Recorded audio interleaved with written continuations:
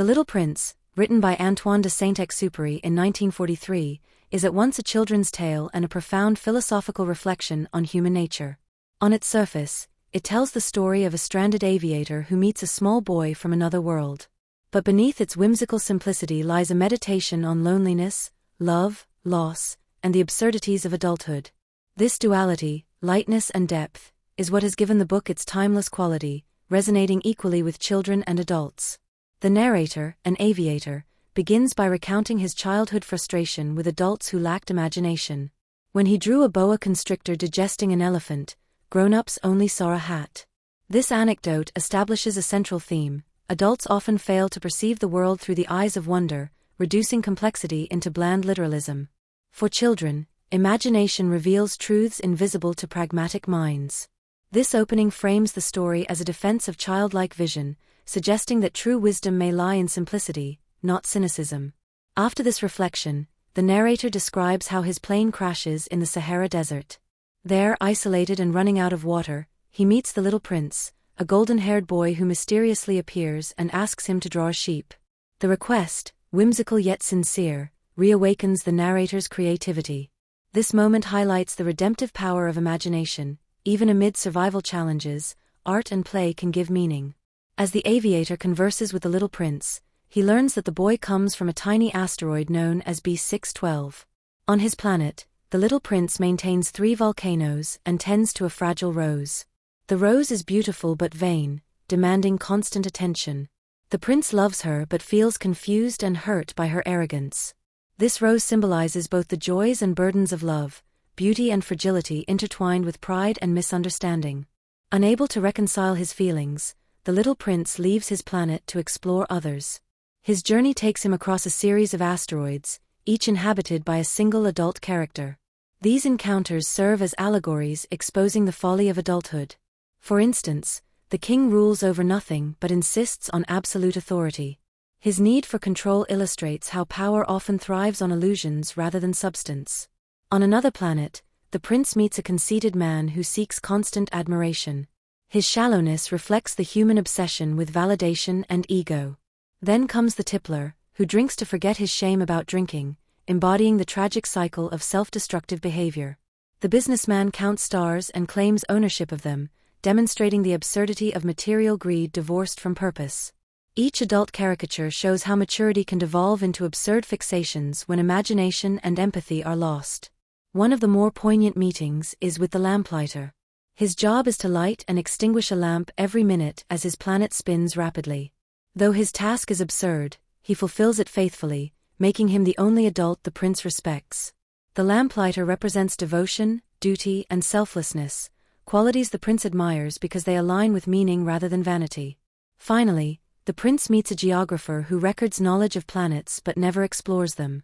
The geographer's detachment represents the sterility of knowledge without lived experience. He advises the little prince to visit Earth, where the bulk of the narrative unfolds. Earth is not just another stop, it is the stage where the prince's philosophical journey deepens and where his emotional struggles find resonance. When the prince arrives on Earth, he first encounters a serpent in the desert. The serpent, with its cryptic words, embodies both danger and wisdom.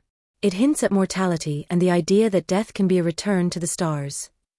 Though the serpent appears menacing, it ultimately becomes a guide, foreshadowing the prince's eventual departure. This reflects the book's unique ability to treat death not as a grim end but as a passage back to the essence of love and belonging. The prince also meets a flower in the desert, simple and unpretentious compared to his rose. This flower admits she rarely sees people and knows little of the world. Through her humility, the prince glimpses the quiet dignity of beings who are not consumed by pride. The encounter suggests that while his rose is flawed, love is not about perfection but about uniqueness and commitment. Eventually, the prince discovers a garden of roses, identical to his own. At first, he feels devastated. His rose is not unique but merely one among thousands.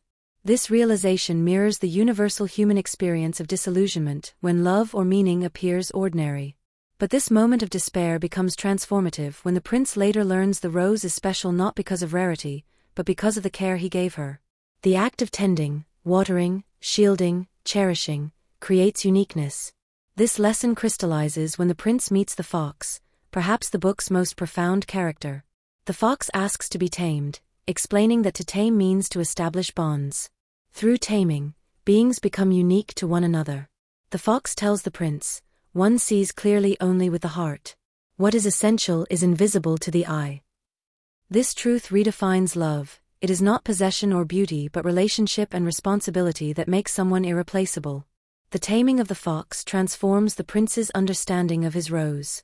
Though outwardly similar to countless others, his rose is singular because of the love he invested in her. This realization reconciles his feelings of frustration with his recognition of responsibility. It is also a critique of modern society, where relationships are often commodified or abandoned when inconvenient. The fox teaches that genuine love requires patience, sacrifice, and presence. Meanwhile, the aviator and the prince grow closer in the desert. The prince shares his stories, while the aviator repairs his plane. As water runs low, both confront mortality. Yet the prince insists that searching for a well together matters more than despairing. When they finally find fresh water, the aviator realizes that the true gift lies not in physical survival but in the shared journey. This episode underscores the book's theme that meaning emerges from relationships, not mere existence.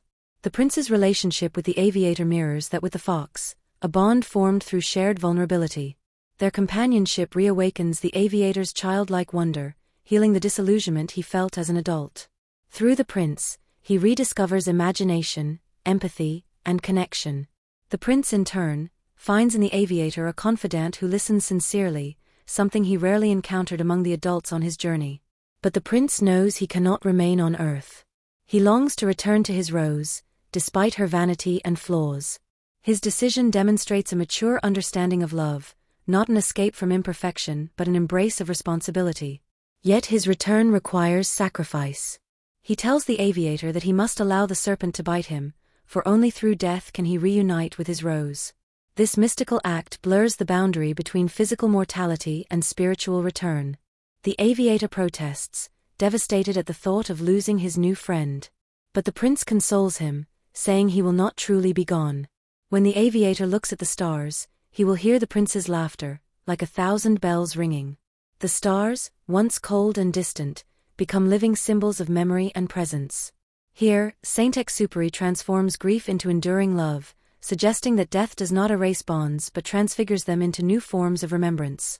The prince's final scene, collapsing silently in the sand after the serpent's bite, is heartbreaking yet serene. The aviator, who cannot find his body the next morning, is left with ambiguity: was it death or transcendence? This deliberate vagueness elevates the story from allegory to myth. The prince's disappearance mirrors the universal human confrontation with mortality, asking readers to interpret loss not only as tragedy but as renewal. After repairing his plane, the aviator departs the desert. Yet he carries with him the prince's lessons. He urges readers, children and adults alike, to remember the essence of love and imagination. He pleads with us to look at the stars and wonder if somewhere, the little prince laughs among them. The ending transforms the book into a call for readers to resist becoming like the adults who misunderstand drawings of elephants and hats. Thematically, The Little Prince critiques modern obsessions with power, wealth, and knowledge divorced from meaning. Its allegorical figures expose how adulthood often strips life of wonder, reducing existence to hollow routines. In contrast, the prince embodies curiosity, vulnerability, and sincerity, the very qualities society tends to dismiss as naive. Saint-Exupéry argues that true wisdom lies not in control or possession, but in tenderness and imagination. The book also explores the paradox of love. It is at once joyful and painful, fragile yet eternal. Through the rose, the prince learns that love is inseparable from responsibility and that genuine attachment cannot exist without care. In an age when relationships are often fleeting, this message remains profoundly relevant. The story affirms that what makes another person special is not objective value but the unique bond we nurture with them. For contemporary readers, The Little Prince resonates amid growing disconnection in a digital age. Social media often amplifies the vanity of the conceited man or the greed of the businessman, while authentic bonds like those between the prince and the fox grow rare. The book challenges us to slow down, to tame and be tamed, to value relationships over numbers, and to see with the heart rather than the eye. Its philosophy is a gentle rebellion against alienation. Ultimately, The The Little Prince endures because it is both a children's fairy tale and a manual for living meaningfully. It reminds us that imagination is not childish but essential, that love requires responsibility, and that death is not the end of connection. When we gaze at the stars, Saint-Exupéry suggests, we might hear laughter and remember those we've lost, not with despair but with gratitude. This small poetic book teaches that what is essential is indeed invisible to the eye, but never to the heart. Let us know in the comments what books you'd like to see us summarize next. Happy learning. We will see you in the next book summary.